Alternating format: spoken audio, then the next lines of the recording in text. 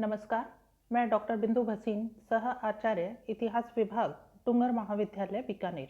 आज मैं प्रथम वर्ष के विद्यार्थियों को पेपर प्रथम का सिंधु सभ्यता के व्याख्यान की श्रृंखला में सिंधु सभ्यता के सामाजिक जीवन और धार्मिक जीवन पर अपना व्याख्यान दूंगी। तो सिंधु सभ्यता के सामाजिक जीवन की अगर हम बात करें तो समस्त लोगों का सामाजिक स्तर जो था वो एक समान नहीं था। विधिवत रूप से वर्गों में विभाजित न होने पर भी समाज, व्यवसाय और कार्यों के आधार पर 4 वर्गों में विभाजित था। पहला वर्ग था विद्वान, जिसमें पुरोहित, ज्योतिषी और वैद्य आते थे। दूसरा वर्ग योद्धाओं का था। तीसरा व्यापारियों और शिल्पियों का था। और चौथा था श्रमजीवी, जिसमें किसान और श्रमिक आदि आते थे। अगर हम परिवार की बात करें तो पता लगता है कि सामाजिक जीवन की इकाई जो था वो परिवार ही था। संयुक्त परिवार प्रणाली प्रचलित थी और जो परिवार था वो मातृ प्रधान था। यह हम इसलिए कह सकते हैं कि खुदाई में अधिकांश जो मूर्तियां मिली हैं वो नारी की मिली हैं। रहन सहन और वेशभूषा की बात करें तो पता लगता है कि उत्खनन में प्राप्त जो धातु, मिट्टी निर्मित घड़े, कलश, थालियां, कटोरे, गिलास और मुद्राओं पर अंकित कुर्सियां, पलंग, चटाइयां आदि जो हमें प्राप्त हुई हैं वो उनकी संपन्नता का परिचायक हैं। विभिन्न ऋतुओं के अनुरूप वो सूती और अन्य वस्त्र भी धारण करते थे। डॉक्टर मेके का कहना है कि स्त्रियां दर्पण, कंघी, काजल, सुरमा, सिंदूर, मुख की शोभा बढ़ाने के पाउडर भी लगाती थी, लाली लगाती थी, सुगंधित इत्र का भी प्रयोग वे करती थी। आभूषण की बात करें तो सोने, चांदी, तांबे, कांसे, हाथी दांत और विभिन्न कीमती पत्थरों के आभूषण वो धारण किया करते थे। जॉन मार्शल ने कहा है कि स्वर्ण आभूषणों की चमक और बनावट को देखकर ऐसा प्रतीत होता है कि ये लंदन के किसी सर्राफ की दुकान से आए हैं, न कि 5000 वर्ष पूर्व के किसी प्रागैतिहासिक घर से।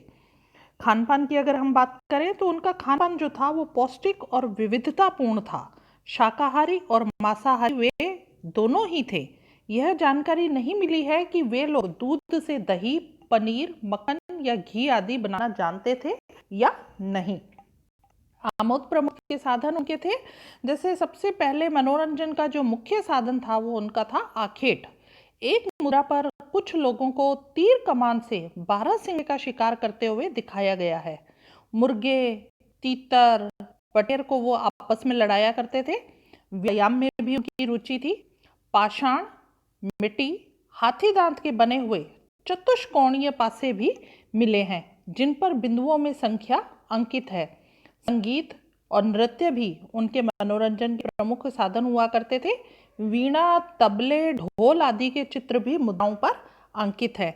स्त्रियों की स्थिति की बात करें तो पता लगता है कि नारी का स्थान अत्यंत सम्माननीय था, पर्दा प्रथा नहीं थी। क्यों? क्योंकि हम कहते हैं कि सिंधु सभ्यता जो थी वो मातृ प्रधान थी।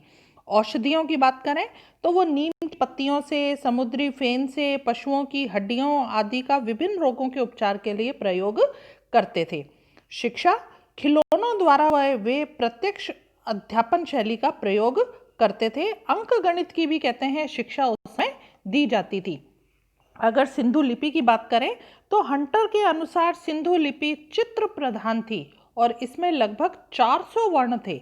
अतः इनके लेखन में कहीं तो वर्ण है और कहीं संकेत चिन्हों का प्रयोग किया जाता था। सिंधु लिपि की पहली पंक्ति दाईं से बाईं ओर और दूसरी पंक्ति बाईं से दाईं ओर लिखी जाती थी। हालांकि अभी तक सिंधु लिपि को पढ़ा नहीं जा सका है। मृतक संस्कार की बात करें तो वो 3 तरह से मृतक संस्कार करते थे: पूर्ण समाधिकरण, आंशिक समाधिकरण और दाहकर्म। कहते हैं लोग मृतकों के सिर को उत्तर दिशा की ओर रखते थे। शवों के साथ मिले आभूषण, बर्तन, वस्त्र से आभास होता है कि वे संभवतः पारलौकिक जीवन में विश्वास करते थे। उनका कहना था कि अगर मृतक के पास ये चीजें रख दी जाएं तो उनको जो दूसरा जन्म मिलेगा उसमें इन सब चीजों का अभाव उनके लिए नहीं होगा। धार्मिक जीवन पर अगर हम प्रकाश डालना चाहें तो ये कह सकते हैं कि वे बहुदेववादी और मूर्ति पूजक थे। विभिन्न प्राकृतिक शक्तियों को देवी रूप उन्होंने प्रदान कर रखा था, किंतु ऐसा प्रतीत होता है कि बहुदेववादी होते हुए भी वे सृष्टि के निर्माता और नियंता के रूप में एक परम सत्तावान ईश्वर में विश्वास रखते थे, परम पुरुष की उपासना वो करते थे।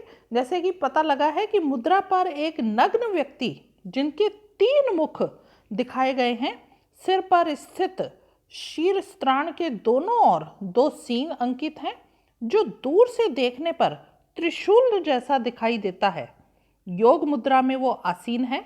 बाईं ओर एक गेंडा, एक भैंसा और दाईं ओर एक हाथी और सामने हिरण बैठा है। मुद्रा के ऊपरी भाग पर सिंधु लिपि में 6 शब्द अंकित हैं। जॉन मार्शल का विचार है कि अंकित चित्र शिव का है। एक दूसरी चीनी मिट्टी की मुद्रा में योगासीन व्यक्ति एक दोनों ओर एक एक नाग और सामने 2 नाग बैठे हैं। तो यह भी पता चलता है कि यह भी पशुपति शिव की आराधना करते थे। परम नारी की उपासना सृष्टि की उत्पत्ति के द्वंद्व को स्पष्ट करते हुए सिंधुवासी परम पुरुष के साथ परम नारी की भी उपासना करते थे। मातृ देवी की विभिन्न रूपों में कहते हैं उपासना की जाती थी। उन्होंने प्रजनन शक्ति की भी पूजा की है। वृक्ष पूजा में हमें यह प्राप्त हुआ है कि जैसे मोहनजोदड़ो की खुदाई हुई है, तो मोहनजोदड़ो से प्राप्त एक मुद्रा पर 2 जुड़वा पशुओं के शीश पर 9 पीपल की पत्तियां अंकित हैं। वृक्ष पूजा 2 रूपों में प्रचलित थी। पहली, वृक्ष को उसके मूल या प्राकृतिक रूप में पूजा जाता था, और दूसरा वो किसी देवता के प्रतीक के रूप में उस वृक्ष को पूजते थे। बबूल, नीम, खजूर, तुलसी, इन सभी वृक्षों की पूजा की जाती थी।